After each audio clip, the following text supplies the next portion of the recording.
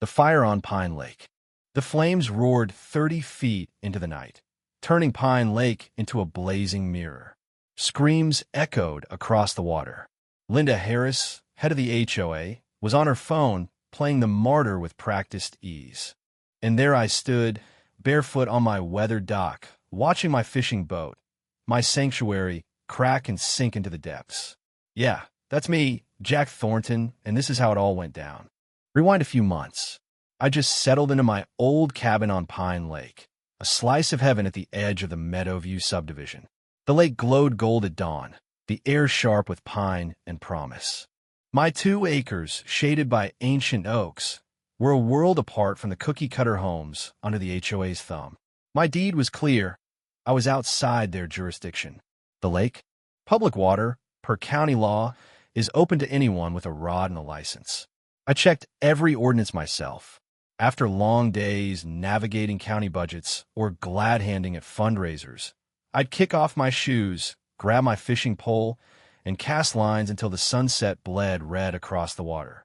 I wasn't loud, wasn't a nuisance, just a guy in his boat, minding his own business. Then Linda Harris stormed in like a hurricane. I was reeling in a base when I heard her sharp cough behind me. She stood on my dock, arms crossed, visor tilted like a drill sergeant, clutching a clipboard tight enough to splinter it. "Do you have permission to fish here?" she snapped. I kept it light. "Sure do, ma'am. Pine Lake's public. County Ordinance 24 to 113. I tipped my hat with a grin. Her eyes narrowed. She stepped closer, heels clicking. "This is Meadowview property. Lake access is for residents only. Fishing needs HOA approval." I laughed. "With respect, my land's outside your reach, and the lake's been county-owned for decades." I turned back to my rod, figuring that was that. I was wrong. 2 days later, a fine was taped to my door. Unauthorized use of HOA amenities, $250. I crumpled it and tossed it into my fire pit. Satisfying but naive. The notices piled up. Fines for unpermitted fishing, dock maintenance, improper boat storage. My lawyer confirmed they were toothless. The HOA's authority ended at my property line. I logged every letter, every threat, building a paper trail. But Linda didn't stop at paper. The neighborhood turned cold. Friendly waves became glares. Mrs. Peterson, across the street, filmed me while pretending to prune her roses. Someone chalked lake rules, residents only, on my driveway.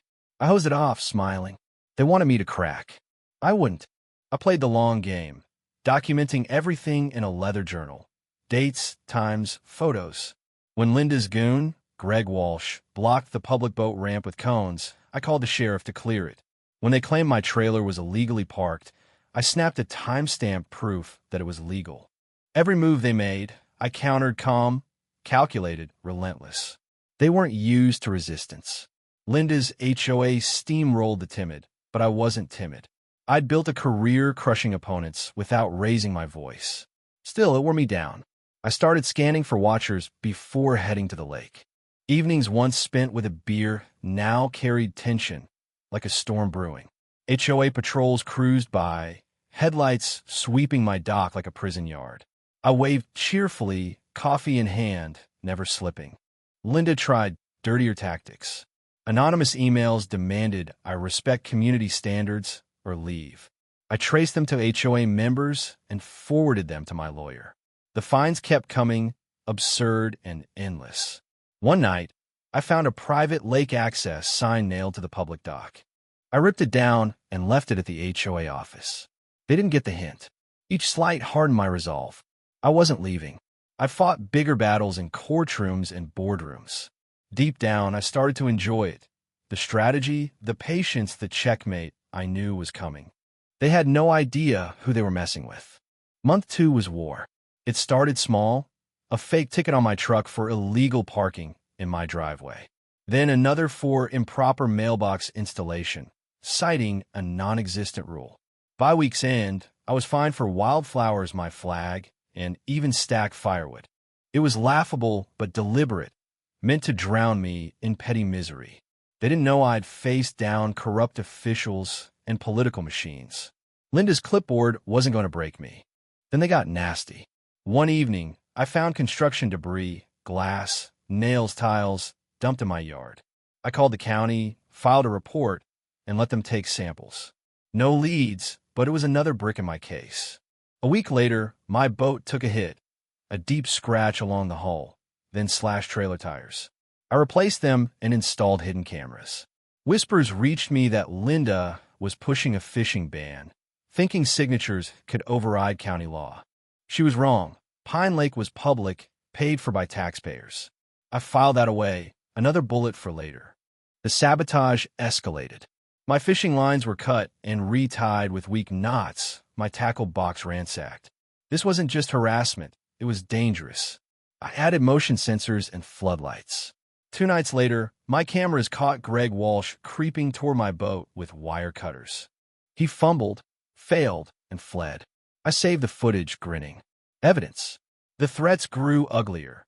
Anonymous letters warning of accidents.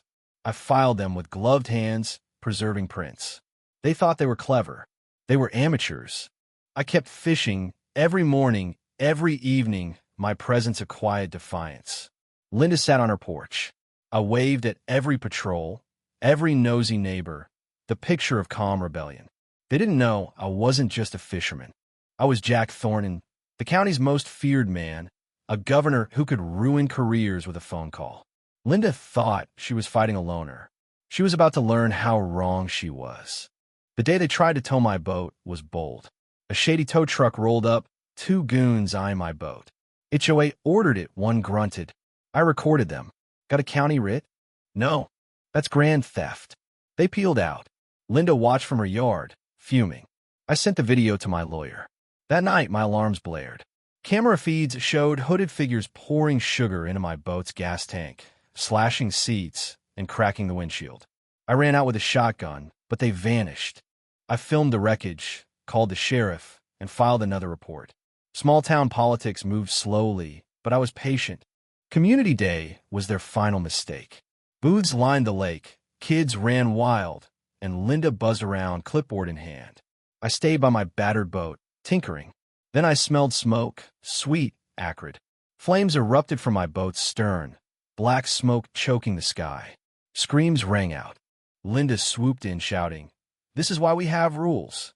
She blamed me, waving fake documents at the deputy. I filmed it all, voice steady. I've got footage of their harassment, deputy. Check it.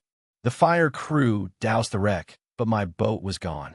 Linda's envelope of lies, staged photos, forged notices, painted me as the villain. The deputy filed an open report. No arrests. Linda smirked, thinking she'd won. She hadn't. That fire woke the bear. I was done playing nice. I wasn't just Jack Thornton, fisherman. I was the governor, a man who'd carved through bureaucracy like a blade. The next day, I made calls. The county building department pulled HOA permits for routine checks. The assessor's office reviewed their tax records for irregularities. Special investigations got a tip about HOA fund misuse. My word alone launched subpoenas. I visited Sheriff Daniels, an old friend, and showed him my evidence. "Loud or quiet?" he asked. "Loud," I said. The HOA's emergency meeting was packed. Linda took the stage, promising safety. Then Sheriff Daniels burst in with 6 deputies, serving subpoenas to every board member. Linda's face cycled through shock and rage. Greg slumped. The treasurer bolted and was caught. The crowd turned, questions flying about missing funds and selective fines. Investigations exposed years of fraud, shell companies, fake contracts, tax evasion. Lawsuits piled up. Linda and her cronies were named, their assets frozen, reputations torched. The HOA was dissolved by a 78% vote. Linda's house went into foreclosure. I bought it, raised it, and built a public fishing dock on the lot. The dock's opening was a triumph. Barbecues, music, kids laughing. I spoke about standing up to bullies. Linda vanished. Last seen 3 counties away. Greg fled the state. The treasurer took a plea deal. The rest faded into obscurity. I fish Pine Lake daily, coffee in hand, on a dock open to all. A plaque reads, "For public access and the spirit of the lake." Every pass brings a smile. Some fights are worth it. What do you think? Share your thoughts below, especially on bullying and injustice in everyday life. Have you faced a Linda? How far would you go to stand your ground? Drop your take and let's debate.